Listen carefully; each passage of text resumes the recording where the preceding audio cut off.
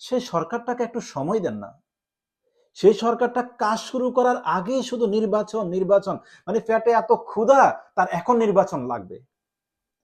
প্রিয় দর্শক, আজকে একটা জিনিস সবচেয়ে মাথার মধ্যে এসে ঘুরপাক করছে, সেটি হচ্ছে আজকে বিএনপির স্থায়ী কমিটির অন্যতম একজন সদস্য জনাব সালাউদ্দিন সাহেব একটি কথা বলেছেন।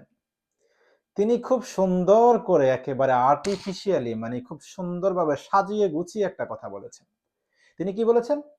তিনি বলেছেন যে আমরা তো ডক্টর ইউনূসের পদত্যাগ চাই না, তবে তিনি যদি পদত্যাগ করতে চান নিজ থেকে, তার বিকল্প বাংলাদেশের জনগণ বেছে নেবে। আরে ভাই, বাংলাদেশের জনগণ তো 2007 সালের 1/11 তো বাংলাদেশের জনগণ বিকল্প বেছে নিয়েছিল, মনে আছে নিশ্চয় সেটা, তাই না?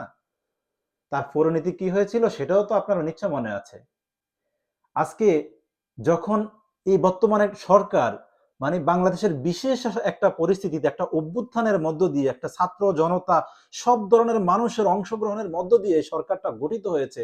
দীর্ঘ 16 বছরের জুলুম নির্যাতন নিপীড়নের পর এই সরকারটা গঠিত হয়েছে।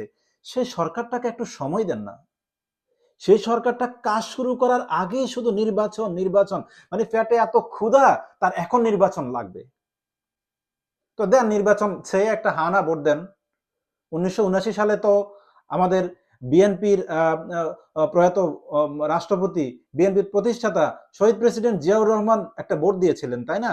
হ্যাঁ না, একটা ভোট দিয়েছিলেন না? এরকম একটা ভোট চালু করে দেন। দেন সবাই মিলে আসেন যে এই মুহূর্তে বাংলাদেশের মানুষ নির্বাচন চায় কিনা, একটা ভোট দেন, কি অবস্থা হয় দেখেন।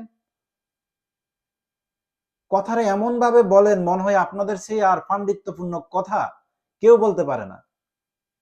মানে বাংলাদেশের মানুষ শুধু জ্ঞান বুদ্ধি, বিদ্যা বুদ্ধি শুধু আপনাদেরই আছে, আর কারো নাই।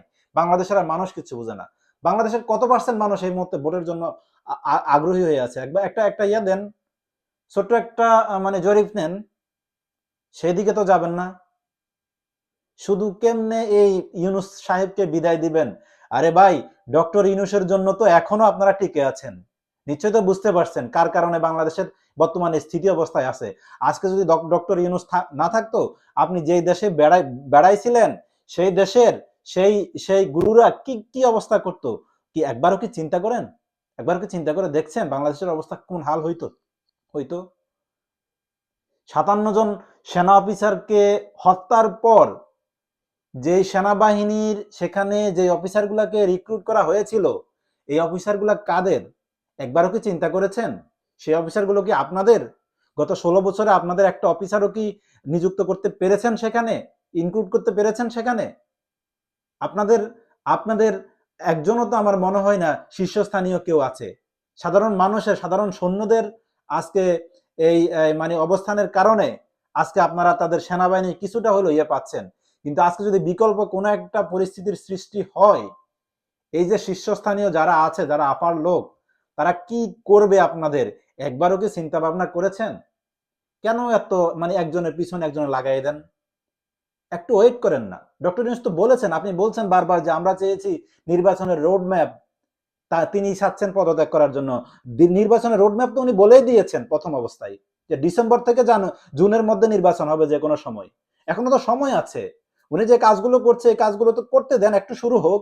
শুরু হয়ে একটা অবস্থায় গিয়ে তো তিনি এই বলে তো দিয়েছেন যে এর বাইরে এবং এর আগে এবং এর পরে একটুও যাবে না, এর মধ্যে নির্বাচনটা হবে। মাত্র 6টা মাস 7টা মাস, একটু ওয়েট করেন, একটু দেখেন কি হয়। সবকিছু গোছায় আসলে তো একটা নির্বাচন, উনি তো বলে দিয়েছেন যে এই সময়ের মধ্যে নির্বাচন হবে।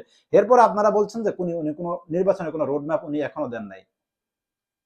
আর কি, এই লোকটাকে আপনারা যা যা বাড়া করে ফেলছেন, এই লোকটাকে কিছু কাজ করা লাগবে না?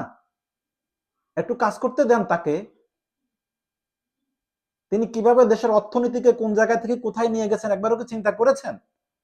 আপনাদের তো এই জিনিসটা বোঝা উচিত যে এই মুহূর্তে বাংলাদেশের কত পার্সেন্ট মানুষ, আপনারা যেটা নিয়ে চিন্তা করছেন শুধু ভোট দেন ভোট দেন, ভোটের জন্য আগ্রহ করছেন, কত পার্সেন্ট মানুষ এখন এই মুহূর্তে ভোট চাচ্ছে?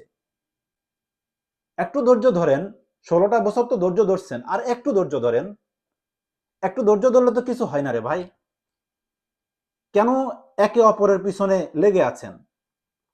আপনারা কিভাবে কথা বলেন, আর আপনাদের লিডার তারেক রহমান কিভাবে কথা বলে, একটু কি চিন্তা ভাবনা করে দেখছেন? আপনাদের কথা বলার জন্য তারেক রহমানের কাছে শিখে আসা উচিত। তারেক রহমান যেই সুরে কথা বলেন, আমার বিশ্বাস আপনারা ওনার থেকে শিখবেন। আপনারা কথা বলেন, আপনাদের প্রত্যেকটা কথায় মানে একটা হিংসাত্মক, মানে একটা একটা বিদ্বেষ থাকে। এই বিদ্বেষপূর্ণ কথা আর বলিয়েন না। আওয়ামী লীগকে খাইছে তাদের কয়েকটা বিদ্বেষপূর্ণ, মানে যাদের কথাবার্তায় কোনো লাগাম ছিল না, এরকম কয়েকটা নেতা। আমার মনে হয় এই বিএনপিকেও যদি কোনোদিন বিএনপির দুর্দশা আসে, আপনাদের মতো কিছু লোকের এরকম মানে তিরিক মারা কথার কারণে আপনাদের মানে সামনে অধঃপতন হবে। এই বিষয়গুলো খেয়াল রাখবেন। আমি আজকে একজন ছোট মানুষ এখন বলছি, আশা করি 5 বছর 10 বছর পরে হলেও এই কথাগুলা কাজে আসবে। ভালো থাকবেন। আল্লাহ হাফেজ।